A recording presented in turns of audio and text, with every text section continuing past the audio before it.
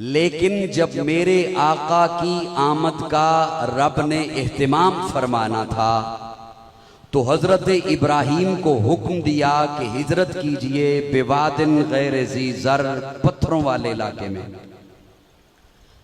हजरत इब्राहीम हिजरत करते हैं इराक से और इस धरती पर हिजरत करते हैं जहां पत्थर ही पत्थर हैं, जमीन भी पत्थर की, पहाड़ भी पत्थर के। तालिब इल्म की तरफ थोड़ी सी तवज्जो कीजिएगा। जमीन भी पत्थर की, पहाड़ भी पत्थर के, माहौल भी पत्थर का, न सब्जा है, न दरिया है, न नहरें हैं, न बागात हैं। और जब बिल्कुल मेरे आका की आमद का वक्त करीब आया तो उस वक्त जो बस्ती थी उनके दिल भी पत्थर, उनकी जुबानों पे भी पत्थर, उनके हाथों में भी पत्थर, उनके माबूद भी पत्थर, उनके मामलात भी पत्थर, उनके अखलाक भी पत्थर।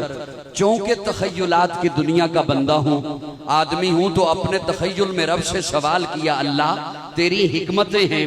हर नबी बागात वाले इलाके में, हर नबी नहरों वाले इलाके में, हर नबी सरसब्ज इलाके में, और मेरे आका के लिए इतनी खटन जमीन, मेरे आका के लिए इतनी मुश्किल जमीन, मेरे आका के लिए इतनी दुश्वार गुजार जमीन। लाहौर वालों, तलबाए किराम, इच्छरा वालों, बाज़ोक नजरियाती लोगों, पहला जुमला आपके हवाले कर रहा हूं, उसके साथ जो आप सलूक फरमाएंगे अल्लाह वैसी गुफ्तगू अता फरमा देंगे।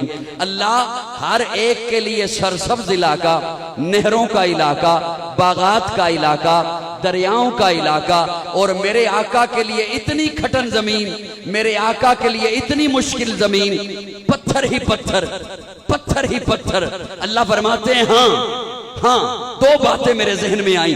पहली बात तो ये कि जिस चीज में जितनी पावर होती है उससे उतना काम लिया जाता है, जिसमें जितनी पावर होती है उससे उतना काम लिया जाता है। इन्नका लअला खुलुकिन अज़ीम का अवार्ड भी तो मैंने अपने महबूब के सीने पर सजाया है।